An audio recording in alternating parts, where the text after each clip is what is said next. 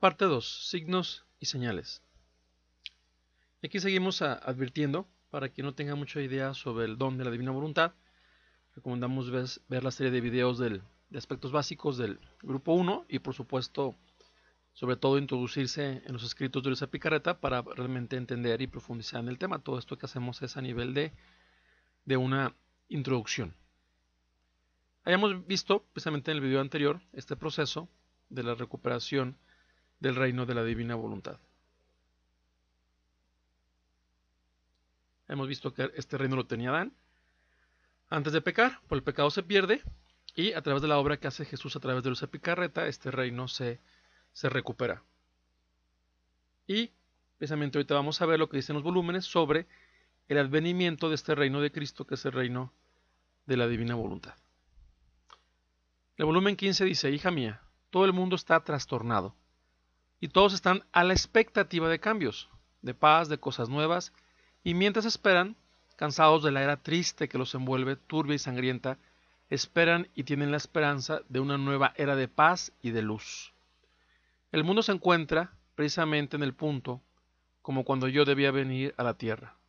Todos estaban en espera de un gran acontecimiento, de una era nueva, como en efecto sucedió. Entonces hay una expectativa de una nueva era de paz y de luz, y aquí Cristo lo confirma en el volumen 15. Sigamos leyendo esta cita del volumen 15.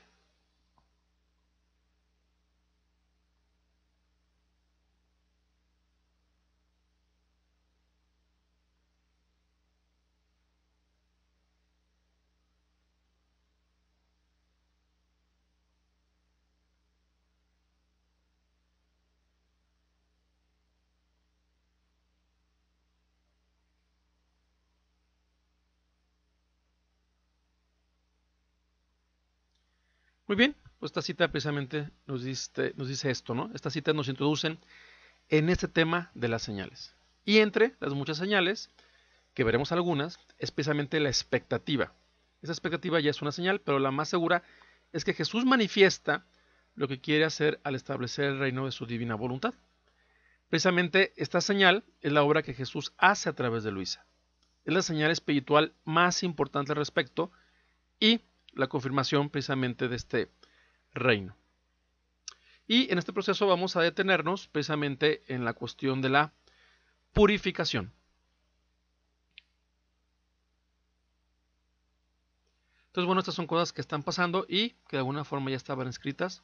Vamos a ver el Evangelio de Mateo. Dice: Jesús le respondió: se levantará nación contra nación y reino contra reino, y habrá en diversos lugares hambre y terremotos. Todo esto será el comienzo de los dolores del alumbramiento, y al crecer cada vez más la iniquidad, la caridad de la mayoría se enfriará. Entonces aquí precisamente la Sagrada Escritura nos advierte precisamente que habrá un momento donde habrá hambre, terremotos, el mal irá creciendo, la caridad y el amor se van a enfriar en las personas, etcétera, etcétera.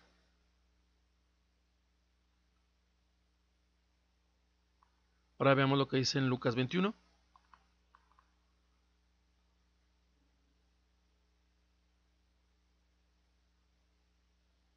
Entonces, como ven, pues todo esto ya es una realidad, ¿no? O sea, los eclipses de lunas rojas que no suceden cada día, los tsunamis, las inundaciones, terremotos también podemos decir. Bueno, siempre ha habido terremotos, pero sabemos que a partir del 2010 se han disparado en número, en frecuencia, etcétera, ¿no? O sea, de alguna manera todo esto está sucediendo hoy en mayor intensidad que, antes. Y en el mismo catecismo de la Iglesia Católica se dice: antes del advenimiento de Cristo, la Iglesia deberá pasar por una prueba final que sacudirá la fe de numerosos creyentes. El mismo catecismo, en el número 665, pues habla precisamente de esta prueba que tendrá que pasar la Iglesia, que bueno, que en el fondo todo esto pues es una purificación, como vamos a ir viendo.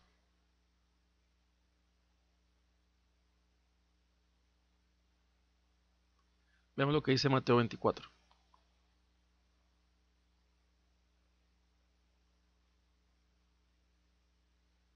Entonces, como ven, se habla de una gran tribulación, que no la hubo desde el principio, ni volverá a verla, y que se va a cortar en atención precisamente a los elegidos, porque Dios no suele permitir que el mal se expande de manera indefinida.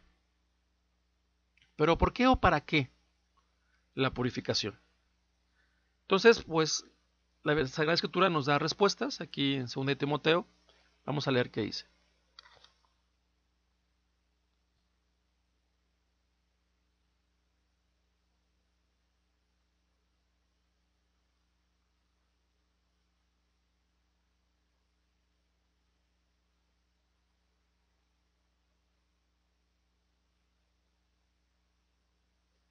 Pues bien, en estos últimos tiempos precisamente esto sucede y es precisamente la causa de la necesidad de purificarse, ¿no? A fin de cuentas la maldad crece y acabamos siendo enemigos del bien. Y el bien supremo es Dios, o sea, acabamos siendo enemigos de Dios. Y por lo tanto también enemigos entre nosotros mismos. Y precisamente este tema de la enemistad con Dios se ha hablado ya en la Iglesia Católica. El Papa Juan Pablo II, en el documento Reconciliación y Penitencia, dice: por esta razón, el pecado venial no priva de la gracia santificante, de la amistad con Dios, de la caridad, ni por lo tanto de la bienaventuranza eterna, mientras que tal privación es precisamente consecuencia del pecado mortal. Bueno, aquí me quiero enfocar sobre todo al aspecto de la amistad, ¿no? O sea, quiere decir que el pecado mortal sí priva de la amistad con Dios, o sea, nos hace enemigos de Dios. Entonces, si la maldad está aumentando en el mundo, quiere decir que hay más pecado mortal. Hay más pecado mortal y precisamente hay más enemistad con Dios, y esto de alguna manera nos conecta incluso con la naturaleza, con los elementos. Precisamente en las 24 horas de la pasión de Luisa Picareta, en la tercera hora de agonía en el huerto de Getsemaní, se dice lo siguiente.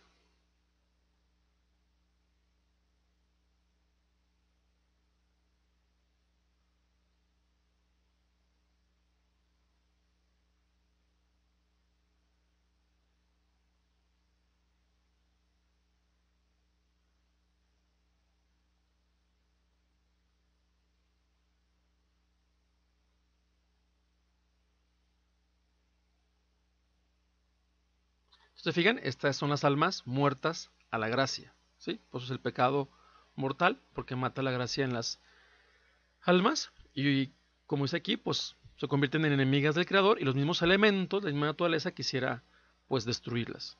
Esto de alguna manera explica el porqué de este aumento en la intensidad en los desastres naturales, fenómenos naturales, etcétera, que es a fin de cuentas por la maldad, por el pecado del hombre.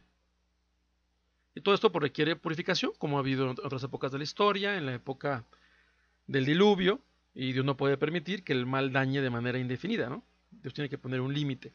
En la época de Sodoma y Gomorra, etcétera, y también en esta misma época, que son señales que ya estamos viendo. Hay muchas más señales.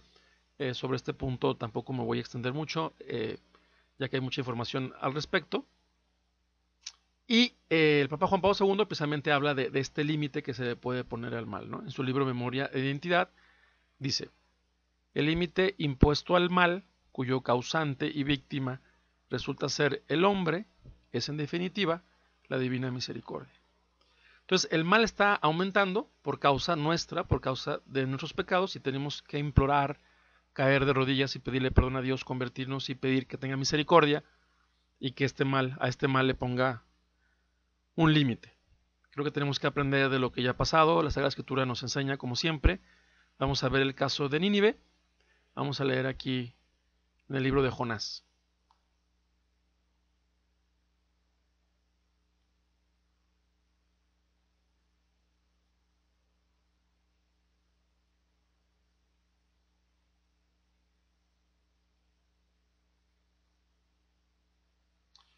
Y es interesante cómo, pues bueno, se da este anuncio de una forma de un castigo, de una consecuencia, de una purificación del mal, pero los ninivitas creyeron en Dios, creyeron en Dios.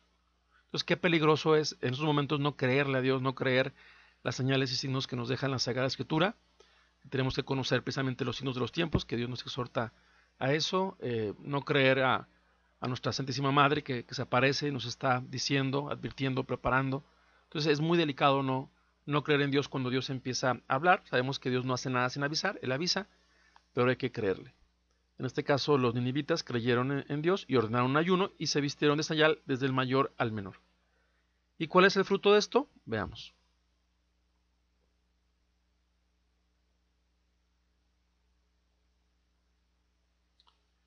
Entonces se convirtieron y obviamente Dios se arrepintió de lo que iba a pasar con ellos y no pasó. Es decir, que en la medida en que nos convirtamos, la purificación pues puede ser menor o incluso pudiera eliminarse en ciertos aspectos.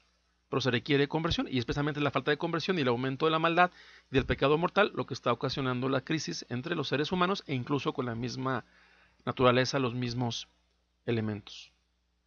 Entonces se requiere una conversión de corazón, una conversión profunda, una conversión completa, no solamente una conversión superficial, una conversión realmente de poner nuestra vida a Dios en primer lugar en nuestra mente y en nuestro corazón.